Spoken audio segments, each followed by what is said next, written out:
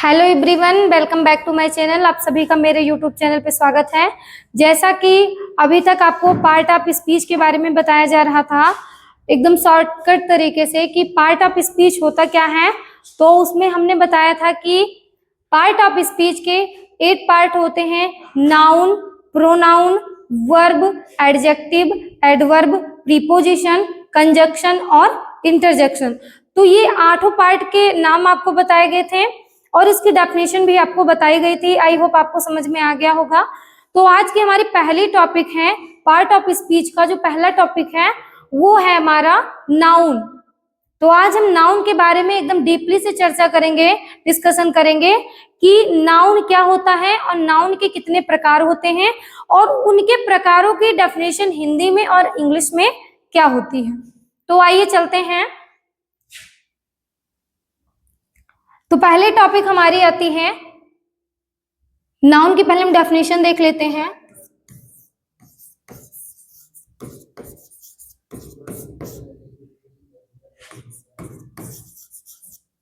Definition है noun की: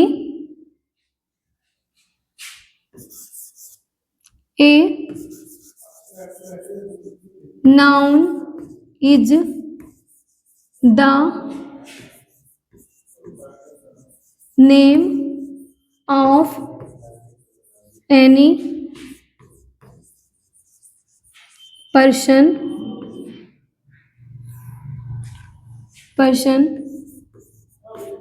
place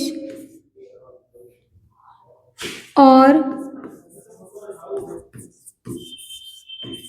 things। तो किसी व्यक्ति, वस्तु अथवा स्थान के नाम को हम क्या कहते हैं? संज्ञा कहते हैं।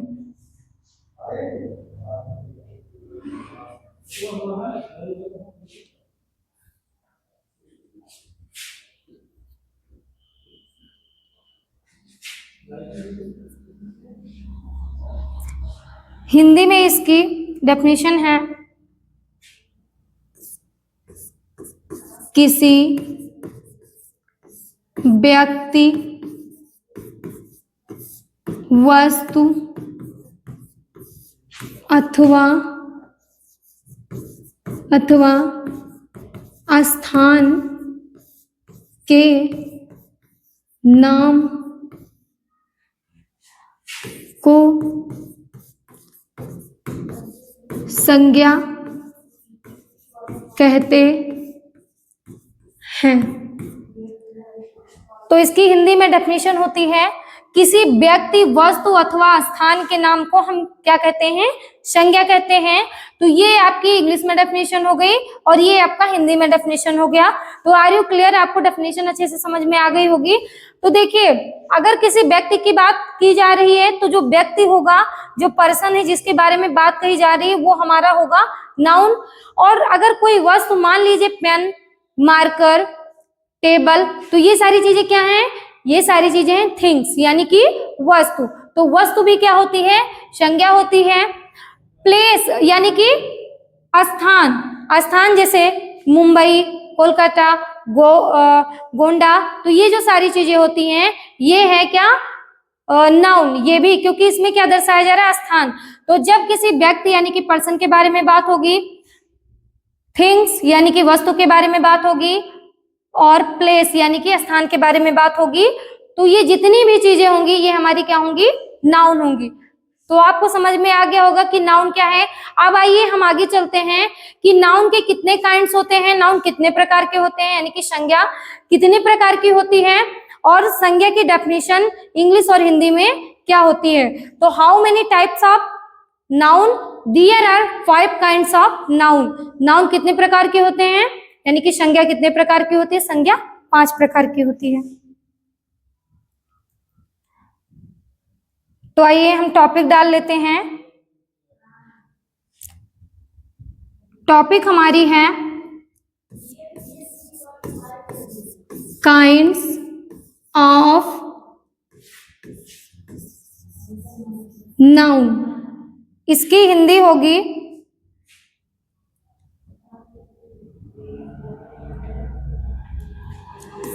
संज्ञा के प्रकार, संज्ञा के प्रकार। तो संज्ञा के प्रकार होते हैं 5। तो यहां पे हम लिखेंगे there are 5 kinds of noun. There are 5 kinds of noun. कौन कौन से? तो यहां पे है, पहला हमारा आता है प्रॉपर नाउन। दूसरा हमारा आता है कॉमन नाउन।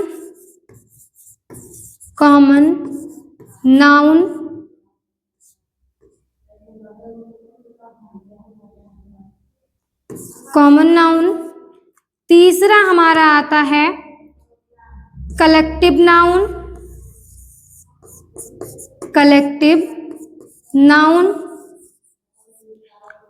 चौथा हमारा आता है मटेरियल नाउन।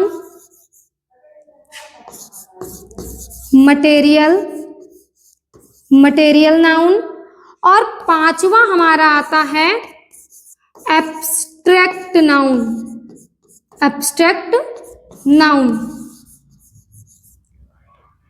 तो नाउन कितने होते हैं? नाउन 5 होते हैं। यानी कि संज्ञा कितनी होती है? संज्ञा 5 होती है। तो हिंदी में संज्ञा को जब हम पढ़ेंगे तो उसमें हिंदी के बारे में, यानी कि संज्ञा के जितने भी पार्ट, जितनी भी डेफिनेशन होगी उसे हम हिंदी में अध्ययन करेंगे।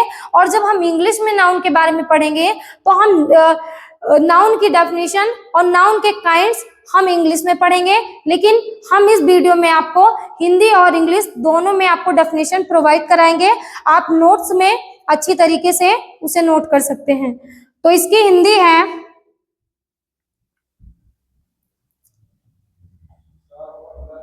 प्रॉपर नाउन को हिंदी में हम क्या कहते हैं? प्रॉपर नाउन को हम हिंदी में कहते हैं व्यक्तिवाचक संज्ञा।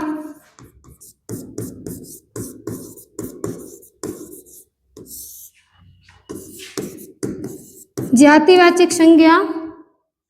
कलेक्टिव नाउन को हम कहते हैं समूहवाचक संज्ञा। उसके बाद में मटेरियल नाउन को हम कहते हैं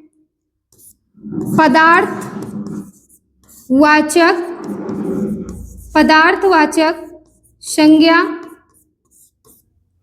और एब्स्ट्रैक्ट नाउन को हम कहते हैं भाववाचक संज्ञा। तो पहला है प्रॉपर नाउन। प्रॉपर नाउन की हिंदी होगी व्यक्तिवाचक संज्ञा, कॉमन नाउन की हिंदी होगी जातिवाचक संज्ञा, और कलेक्टिव नाउन की हिंदी होगी समूहवाचक संज्ञा, और मटेरियल नाउन की हिंदी होगी पदार्थवाचक संज्ञा। और लास्ट वाला जो आता है हमारा 5वां, एब्स्ट्रैक्ट नाउन को हम कहेंगे भाववाचक संज्ञा। तो इसे आप ऐसे नोट कर लीजिए।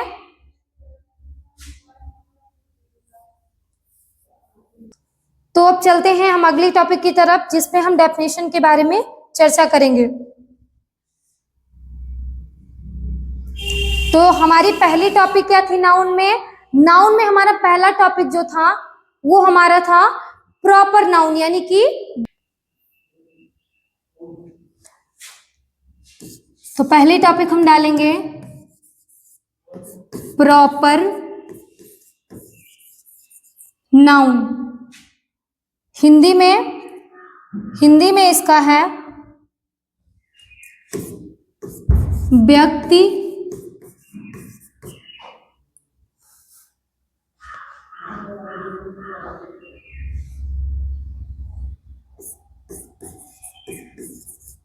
व्यक्तिवाचक संज्ञा। तो व्यक्तिवाचक संज्ञा क्या होती है? जैसा कि अभी मैंने बताया कि नाउन वो होते हैं जिसमें किसी व्यक्ति, वस्तु स्थान, चाहे वो पर्सन यानी कि वो व्यक्ति कहीं आमतौर पर कोई साधारण व्यक्ति हो, चाहे विशेष व्यक्ति, चाहे जो भी हो, अगर नाउन के बारे में कहीं डिस्कशन हो रही है तो ये जितनी भी सारी चीजें आएंगी वो नाउन के अंतर्गत आएंगी। लेकिन अभी हम पढ़ रहे हैं नाउन के काइंड्स के बारे में। तो नाउन के जो काइंड्स है उसमें पहला हमारा आता है प्रॉपर नाउन। तो प्रॉपर नाउन को हम हिंदी में कहते हैं व्यक्तिवाचक संज्ञा। तो इसकी अगर हम हिंदी में जाने तो व्यक्तिवाचक संज्ञा उसे कहते हैं जिसमें किसी विशेष व्यक्ति के बारे में, किसी विशेष व्यक्ति, वस्तु अथवा स्थान के बारे में जब बात की होती है तो वो हमारा होता है प्रॉपर नाउन यानी कि व्यक्तिवाचक संज्ञा। व्यक्तिवाचक संज्ञा के अंतर्गत विशेष व्यक्तियों के बारे में, विशेष वस्तुओं के बारे में, विशेष स्थान के बारे में बात की जाती है, तो वो हमारा व्यक्तिवाचक संज्ञा होता है। आइए चलते हैं हम व्यक्तिवाचक संज्ञा यानी कि प्रॉपर नाउन की इंग्लिश में डेफिनेशन देख लेते हैं। तो व्यक्तिवाचक संज्ञा की डेफिनेशन होती है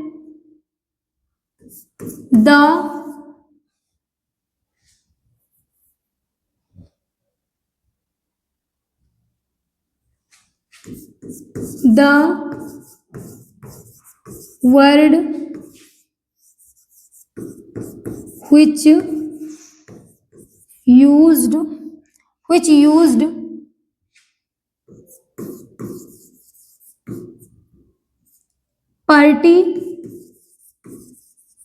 particular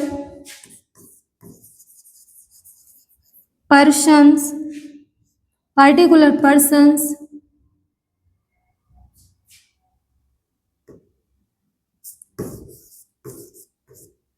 place or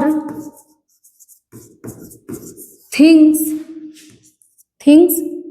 is called an proper noun। तो the word which used particular person, place और things, यानी कि जिसमें particular मतलब क्या होता है, विशेष। तो जिसमें विशेष व्यक्तियों के बारे में, वह शब्द जिससे विशेष व्यक्तियों के बारे में, विशेष वस्तु के बारे में और विशेष स्थान के बारे में बात होती है तो उसे हम व्यक्तिवाचक संज्ञा कहते हैं। तो व्यक्तिवाचक संज्ञा की हिंदी में डेफिनेशन क्या होगी वो आइए हम देख लेते हैं। हिंदी में है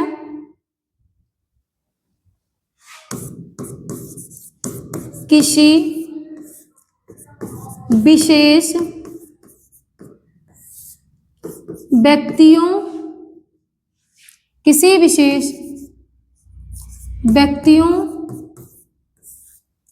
वस्तुओं,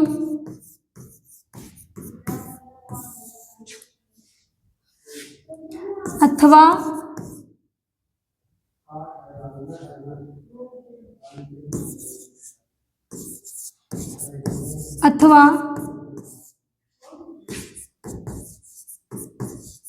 स्थानों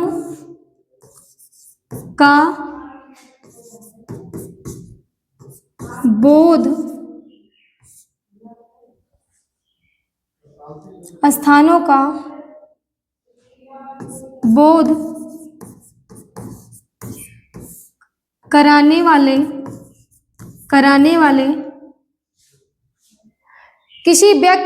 किसी विशेष व्यक्तियों, वस्तुओं अथवा स्थानों का बोध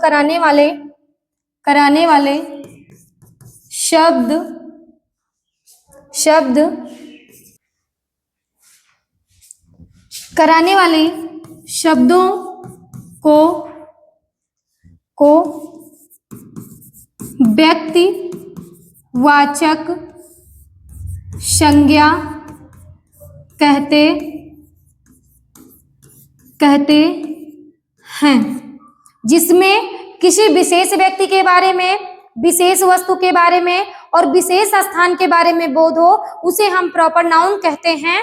तो प्रॉपर नाउन की डेफिनेशन इंग्लिश में थी the word which used particular person, place और things, किसी विशेष व्यक्तियों, वस्तुओं अथवा स्थानों का बोध कराने वाले शब्दों को व्यक्तिवाचक संज्ञा कहते हैं। ऐसा भी हम कह सकते हैं कि जिस शब्द का प्रयोग किसी विशेष व्यक्तियों, विशेष स्थानों या वस्तुओं का बोध कराने के लिए किया जाता है तो ऐसे शब्दों को हम व्यक्तिवाचक संज्ञा कहते हैं। तो एग्जाम्पल है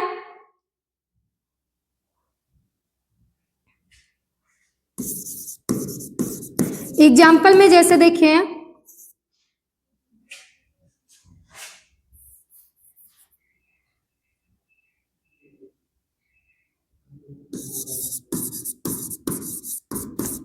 example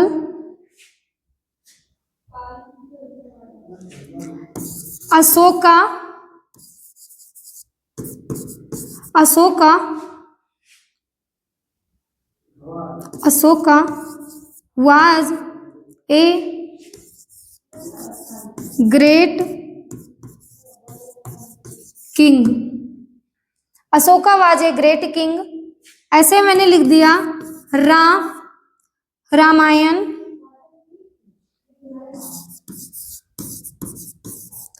Ramayan is a holy book. तो यहाँ पे देखिए दोनों में विशेष व्यक्तियों के बारे में, विशेष वस्तुओं के बारे में बात की गई है। तो यहाँ पे क्या, Ashoka was a great king, जो अशोक थे, अशोक हमारे देश के मतलब पहले हमारे इस देश के एक राजा हुआ करते थे, पहले की बात है। तो बहुत ही फेमस व्यक्ति थे, बहुत ही फेमस राजा थे, जिन्होंने अपने जीवन में बहुत सारी उपलब्धियों को हासिल किया। तो उन्हें अशोका के नाम से जाना जाता था।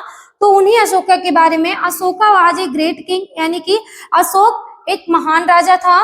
रामायण इज ये हॉली बुक, जो रामायण की जो बुक लिखी गई है, जो पुस्तक लिखी गई है, उसके बारे में बताया जा रहा है कि जो रामायण है वो एक बहुत ही पवित्र ग्रंथ है, बहुत ही पवित्र पुस्तक है। तो यहाँ पे जो पुस्तक यानी कि वस्तुओं की बात की गई, तो यहाँ पे अशोका भी, यहाँ पर अशोक एक विशेष पर्सन है। यहाँ पर रामायण की बात की गई है, वो भी यहाँ पे क्या कहा गया, Ashoka was a great king, यानी कि जो अशोक है वो महान राजा था। रामायण इज ये हॉली बुक, जो रामायण की जो पुस्तक लिखी गई है उसे बताया गया है कि ये बहुत ही पवित्र पुस्तक है। तो दोनों में किसी में विशेष वस्तुओं के बारे में बात की गई, किसी में विशेष पर्सन के बारे में बात की गई। तो ये जितनी भी सारी चीजें हुई, ये हमारा क्या हो गया, प्रॉपर नाउन हो गया, प्रॉपर नाउन। तो आपको समझ में आ गया होगा। जैसे विशेष व्यक्तियों में हम एग्जाम्पल में ले सकते हैं महात्मा गांधी, रानी लक्ष्मीबाई, प्रधानमंत्री मोदी, क्योंकि वो भी विशेष पर्सन है, हमारे देश के प्रधानमंत्री हैं। तो ये सब कौन है, ये सब प्रॉपर नाउन के अंतर्गत आते हैं, यानी कि व्यक्तिवाचक संज्ञा के अंतर्गत आते हैं। तो आप सभी इसे नोट कर लीजिए।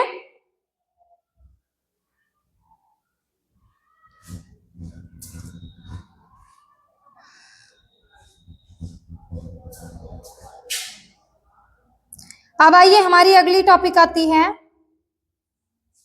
अगली टॉपिक हमारी क्या है, अगली टॉपिक हमारी है कॉमन नाउन, जातिवाचक संज्ञा।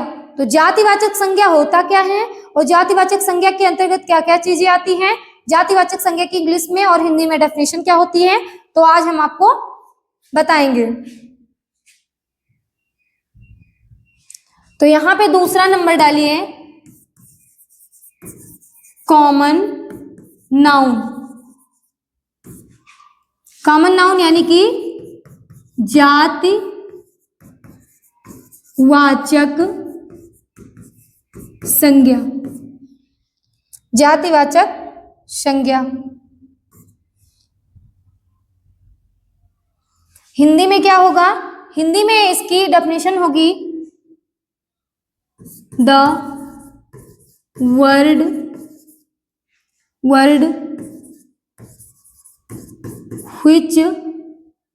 which is used as the name of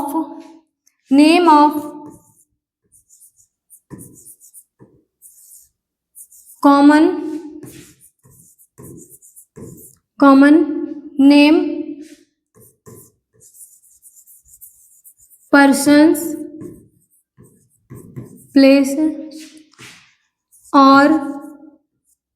place or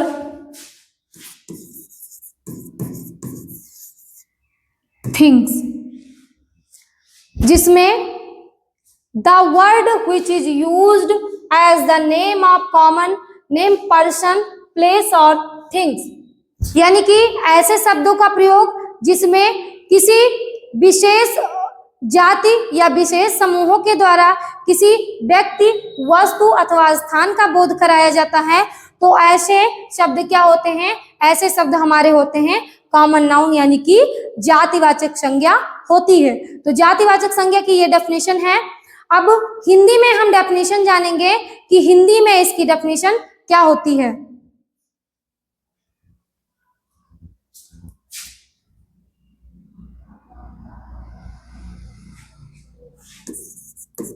जो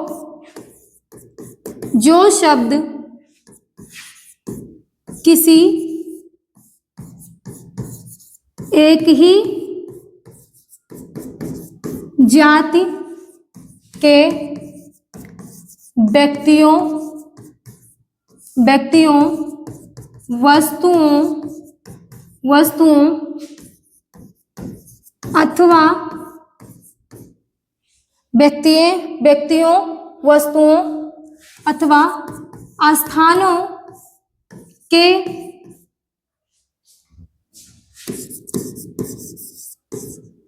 व्यक्तियों, वस्तुओं अथवा स्थानों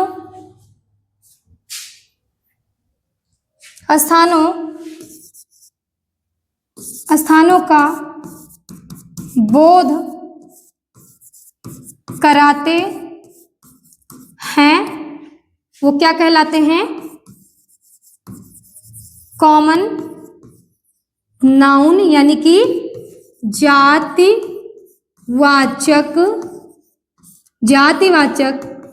संज्ञा कहलाते हैं। एग्जाम्पल है, फॉर एग्जाम्पल में हम देख लेते हैं। एग्जाम्पल में जैसे हुआ पेन टेबल पर है, यानी कि जो पेन हमारी है वो मेज पर है, मेज पर रखी हुई है। तो देखिए इसमें दो वस्तुओं का बोध हो रहा है, एक ही समूह के दो वस्तुओं का बोध हो रहा है। जैसे कि तो पेन क्या है? वस्तु है, और टेबल क्या है? वो भी वस्तु है, और दोनों ही निर्जीव हैं। तो दोनों एक ही समूहों में, एक ही जाति के समूहों में आते हैं, तो उन्हें हम क्या कहते हैं? जातिवाचक संज्ञा कहते हैं।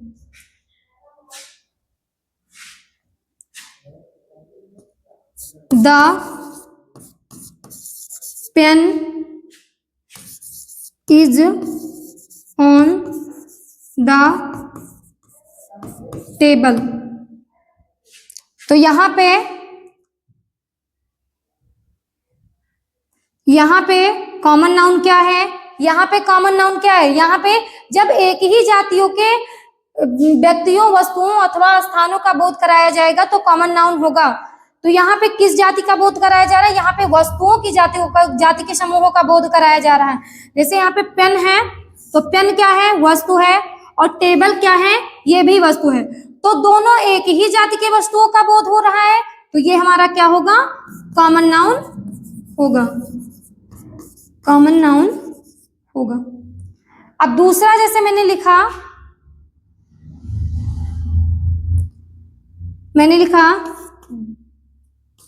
The baby is crying. बच्चा रो रहा है। तो बच्चा रो रहा है तो किस समूह का बोध हो रहा है? यहाँ पे बच्चा क्या है? व्यक्ति, यानी कि पर्सन का बोध हो रहा है। तो इसमें जैसे बच्चे जो होते हैं, जब वो रो रहे हैं तो बच्चों का जो समूह होता है, क्योंकि छोटे छोटे बच्चे क्या करते हैं? रोते हैं। और यहाँ पे पेन और टेबल की बात कही गई, तो पेन टेबल किस समूह में आता है? वस्तुओं के समूह में आता है। बेबी इज क्राइंग, जो बच्चा है वो रो रहा है, तो व्यक्तियों के समूह में आता है। तो यानी कि ये हमारे क्या हो गए? कॉमन नाउन हो गए।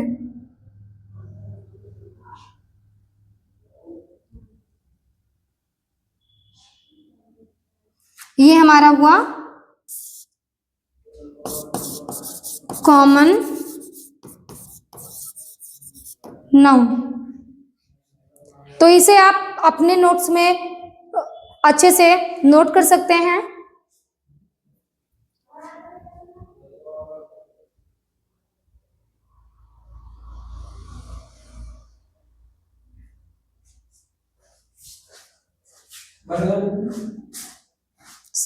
सर अभी बाकी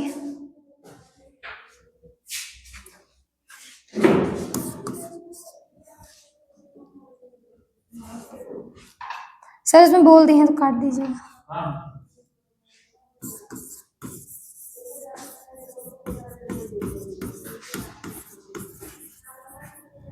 कलेक्टिव नाउन, कलेक्टिव नाउन को हिंदी में हम कहते हैं समूहवाचक संज्ञा। समूहवाचक संज्ञा क्या होती है? The word which used, the word which used as the name of collection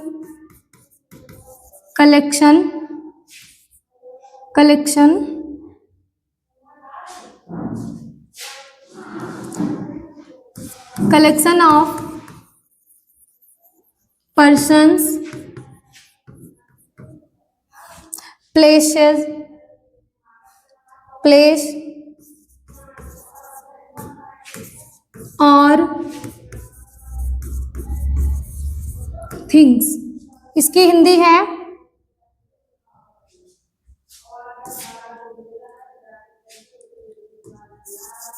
जो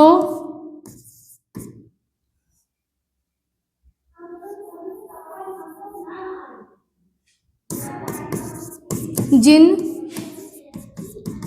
शब्दों से व्यक्तियों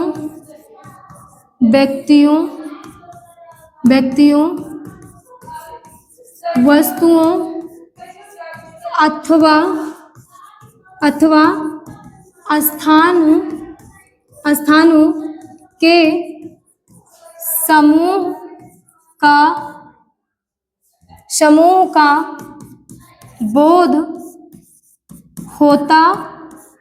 बोध होता है, क्या कहलाता है? कलेक्टिव नाउन, यानी कि समूहवाचक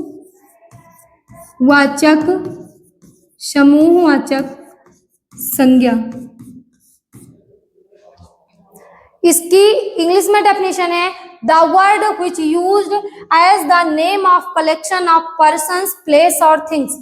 जिन शब्दों से व्यक्तियों वस्तुओं अथवा स्थानों के समूहों का बोध होता है, कलेक्टिव नाउन यानी कि समूहवाचक संज्ञा कहते हैं।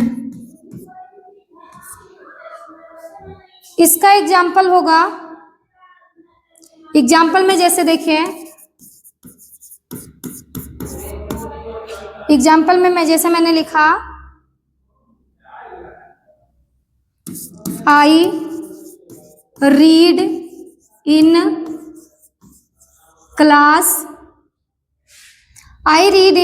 क्लास 6। ऐसे मान लीजिए आई रीड इन क्लास 6, मैं कक्षा 6 में पढ़ती हूँ। तो मैं कक्षा 6 में पढ़ती हूँ, तो जैसे कि व्यक्तियों का बोध हो रहा है, कि व्यक्तियों के समूहों का बोध हो रहा है। जैसे कि कक्षा में एक ही तो बच्चे होते नहीं है, कक्षा में बहुत सारे बच्चों का एक समूह होता है। तो इससे हमें ये बोध हो रहा है कि जैसे मान लीजिए क्लास, रेलवे स्टेशन, तो ये जितनी भी सारी चीजें होती हैं, यहाँ पे क्या होता है कि जो व्यक्तियों का जो ग्रुप होता है, जो व्यक्तियों का जो समूह होता है, जो भीड़ होती है वो ज्यादा होती है, समूह के रूप में होती है। तो जो कक्षा यानी कि क्लासरूम में बहुत सारे बच्चे हैं, बहुत सारे बच्चों का समूह है, तो ये क्या हुआ? हमारा कलेक्टिव नाउन हुआ। एक और देख लीजिए, एग्जाम्पल है इंडियन आर्मी इज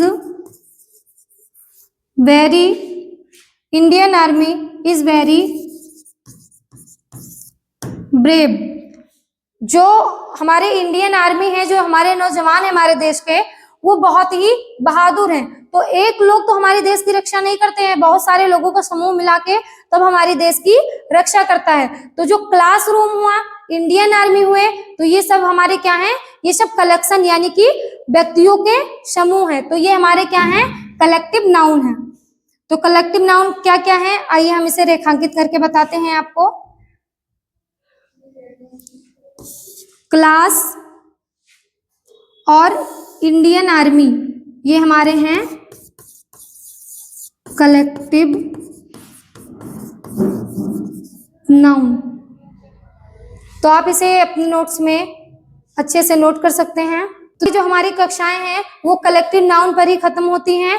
कल आपको जो नाउन के जो दो काइंड्स जो बचे हैं, यानी कि मटेरियल नाउन और एब्स्ट्रैक्ट नाउन के बारे में कल आपको अगली वीडियो में पढ़ाया जाएगा। तब तक के लिए थैंक यू सो मच। आप अच्छे से वीडियो को देखें और जो आपको नोट कराया जा रहा है, डेफिनेशन हिंदी और इंग्लिश में प्रोवाइड कराई जा रही है, उसको अच्छे से नोट्स में टॉपिक टू टॉपिक नोट करिए।